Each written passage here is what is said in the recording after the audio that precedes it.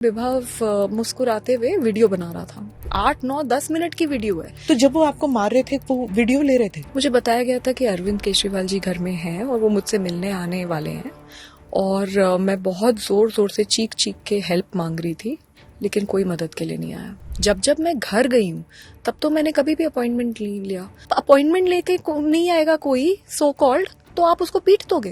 मैं तो 20 साल से जानती हूँ, वो हमारे घर आते हैं, हम उनके घर जाते हैं। कि फैक्ट ये है कि मैं ड्राइंग रूम में थी, अरविंद जी घर पे थे और मुझे बहुत बुरी तरीके से पीटा गया। मेरे पास अरविंद जी का कोई कॉल नहीं आया और वो मुझसे अभी तक नहीं मिले। वो उसके लिए प्रोटेस्ट पे सड़क पे उतरे, इतना तो उन्होंने मनीष जी जब अरेस्ट हुए थे उनके लिए भी नहीं करा। अरविंद केजरीवाल जी के सबसे बड़े राजदार और सबसे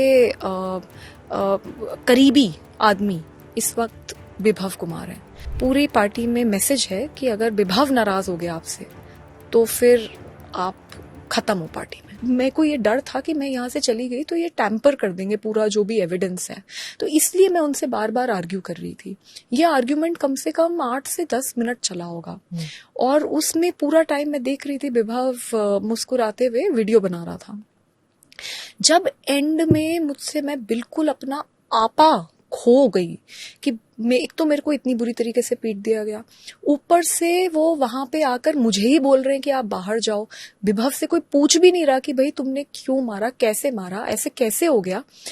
तब मैं अपना आपा खोया और मेरे मुंह से कुछ अपशब्द निकले जो बाद में हमने देखा। एक बस 50 सेकंड्स की क्लिप डॉक्टर करके एडिट करके उसमें से भी काट पीट के उसको टीवी चैनल्स को दिया गया इनके द्वारा और वो चलाई गई।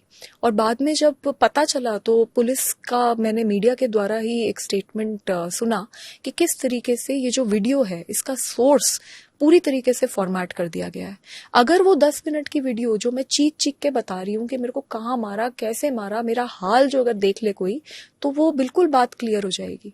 तो एविडेंस के साथ भी टैम्पर करा गया। According to what you are saying, 2 videos हैं। एक तो सीसीटीवी वीडियो है जिसमें पूरा सीक्वेंस है जो अभी तक रिलीज नहीं हुआ थ्रू द सीएम्स रेजिडेंस, और दूसरा जो विभव जी ने खुद वीडियो बनाया है वो भी है। दो वीडियो सोर्सेज हैं अभी। जी बिल्कुल, 2 वीडियो सोर्सेज हैं और ये जो सेकंड वीडियो है मैं इसी का बता रही हूँ आपको कि वो वीडियो एक्चुअली पूरी वीडियो है, वो 8, 9, 10 मिनट की वीडियो है। तो जब वो आपको मार रहे थे वो वीडियो ले रहे थे? नहीं, जब मैं वापस आके बैठी तब ले रहे। जब मैं सोफे पे दोबारा आके बैठी और मैंने 112 नंबर कॉल करा, ये बाहर गया, ये सिक्योरिटी वालों को लेकर आया। जब सिक्योरिटी वाले वहां आए तब वो वीडियो लेना शुरू करा है। जब मुझे मार पिटाई कर रहे थे तो वो अकेला था कमरे में, तो वो वीडियो कैसे ले सकता है? तो जब ये मार पिटाई हो रही थी, यू वर ऑब्वियसली स्क्रीमिंग। कोई ऐसे साइलेंटली तो नहीं मार खा सकता। तो जब वो आपको मार रहे थे, and it is I mean according to what you have said, it is quite gross. ही आपने कहा 7-8 बारी he kicked you on the chest, stomach, pelvis, और आपके पीरियड्स चल रहे थे उस वक्त। He dragged you, your shirt was pulled up as per this, you were screaming for help. घर में और कोई नहीं था आपके मुताबिक? मुझे बताया गया था कि अरविंद केजरीवाल जी घर में हैं और वो मुझसे मिलने आने वाले हैं और मैं बहुत जोर जोर से चीख चीख के हेल्प मांग रही थी, लेकिन कोई मदद के लिए नहीं आया। स्वाति जी, आप उनके घर कई बार जा चुके हैं, क्या हर बारी आप अपॉइंटमेंट लेके जाते थे? इस बारी शायद नहीं लेके गए, क्या उस वजह से नाराज थे? क्या हो सकता था उस दिन? मैं अपॉइंटमेंट लेके तो हार्डली कभी गई हूँ। जब जब मैं घर गई हूँ तब तो मैंने कभी भी अपॉइंटमेंट नहीं लिया। हाँ, जरूर है कि अगर ऑफिस जाते हैं उनके, क्योंकि उनकी मीटिंग्स लगी हुई होती हैं और बहुत एक प्रोटोकॉल होता है, तो अगर सेक्रेटेरिएट जाते हैं तब एक बार ऑफिस पे के लिए ऑफिशियल टाइम लेके जाया जाता है। लेकिन जब घर जाते हैं तो मैं ऐसे ही जाती हूँ। ये कहते हैं कि मैं ट्रेसपास कर रही थी, मेरे पास कोई अपॉइंटमेंट नहीं था। तो मैं ये जानना चाहती हूँ कि अगर मैं ट्रेसपास कर रही थी तो फिर तो गेट पे ही रोकते थे। फिर अंदर से अंदर तक मैं पहली बात कैसे चली गई, और दूसरी बात जो ये कहना चाह रहे हैं कि मेरे पास कोई जी अपॉइंटमेंट ही नहीं था, तो मैं तो हमेशा ऐसे ही गई हूँ। मुझे हल्का सा इल्म भी नहीं था कि अगर ऐसे में मतलब आज कुछ मेरे साथ होने वाला है। और अगर उनको लगता है कि अपॉइंटमेंट लेना बहुत इंपॉर्टेंट है तो उसी वक्त वहीं पे मेरे को बोल देते कि भाई बाहर चले जाओ, मैं बाहर चली जाती। मतलब आप अपॉइंटमेंट लेके नहीं आएगा कोई सो कॉल्ड तो आप उसको पीट दोगे, और वो भी उस इंसान को जो आज तक कभी आपके घर में अपॉइंटमेंट लेके आया ही नहीं। मैं तो 20 साल से जानती हूँ, वो हमारे घर आते हैं, हम उनके घर जाते हैं, तो ये तो बहुत अजीब बात है। तो व्हाट डू यू थिंक कि जब आप you were asking for help, आप मदद मांग रहे थे कि आपको पीटा जा रहा था, ऐसे तो हो ही नहीं सकता कि सीएम के घर में कोई नहीं हो और ऐसी पिटाई हो रही हो किसी की और कोई बाहर ही ना निकले कमरे से। जी वही अजीब बात है, और मैं बहुत जोर जोर से चीख रही थी, चिल्ला रही थी। सच तो यह है कि कोई मदद के लिए नहीं आया। पुलिस अब इस बारे में इन्वेस्टिगेट कर रही है कि क्या हुआ, क्यों हुआ और किसके इंस्ट्रक्शंस पे मैं पीटी गई हूँ। मैं ये कह रही हूँ कि मेरे साथ बहुत बुरी तरीके से मार पिटाई हुई है। अब बहुत सारे सवाल उठते हैं। वो जो सवाल हैं कि कैसे पिटी, क्यों पिटी, विभव ने अकेले मारा, क्या किसी के इंस्ट्रक्शंस पे मारा, ये सारी चीजें अब मैटर ऑफ इन्वेस्टिगेशन है। दिल्ली पुलिस के साथ मैं पूरी तरीके से कोऑपरेट कर रही हूँ। हाँ, मैं ये भी है, लेकिन मैं किसी को क्लीन चिट नहीं दे रही, क्योंकि फैक्ट ये है कि मैं ड्राइंग रूम में थी, अरविंद जी घर पे थे और मुझे बहुत बुरी तरीके से पीटा गया। मैं चीख रही थी, चिल्ला रही थी, पर कोई आया नहीं। ये भी फैक्ट है कि आज तक इतना सब कुछ हो जाने के बावजूद मेरे पास अरविंद जी का कोई कॉल नहीं आया और वो मुझसे अभी तक नहीं मिले। ये भी फैक्ट है कि इस पूरे प्रकरण में अरविंद जी उस आरोपी को पूरी तरीके से बचाते हुए दिख रहे हैं। वो उसको लेके लखनऊ घूम रहे हैं, वो उसके लिए प्रोटेस्ट पे सड़क पे उतरे। इतना तो उन्होंने मनीष जी जब अरेस्ट हुए थे उनके लिए भी नहीं करा।